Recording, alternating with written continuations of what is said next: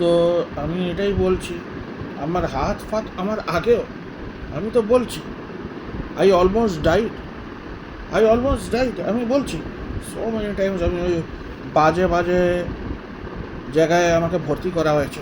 Still my parents have no remorse, they are never, ওরা ওরা কিছু, ওদের চোখ থেকে একটা ফোঁটা জল পড়ে না।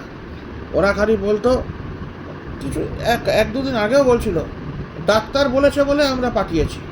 আবার বলছি, আবার বলছিল আর ডাক্তার বলবে, আর ডাক্তার বললেই ডাক্তার কেন, তোমার তুমি যেখানে তোমার পড়াশোনা করো, তুমি হয়তো কাজও করছো, তোমার যদি ইচ্ছে না করে তুমি নাই যেতে পারো, টাকাটা তুমি পাবে না, ব্যাস।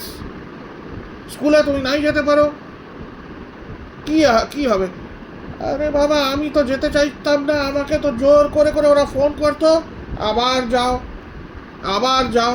আর এগুলো ফোর্স করা হতো, বাড়ি থেকেই ফোর্স করা হতো যেতে, ফোর্স করা হতো বলেই যেতে হতো, ফোর্স করা হতো বলেই আমি যেতাম।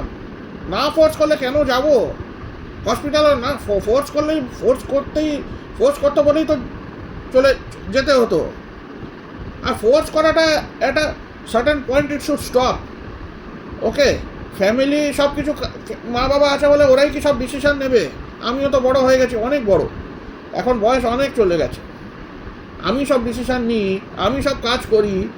আর এত বড় কথা আমার সঙ্গে বলবে যে ডাক্তার বলেছিল তো কি, ডাক্তার ডাক্তার তো অনেক কিছুই বলতে পারে, অনেক কিছু তো অনেক লোকই বলে। আমার যদি ইচ্ছে না থাকে আমি কেন যাব? ওষুধও আমাকে এইদিকে ওইদিকে, মানে I had to eat eat forced by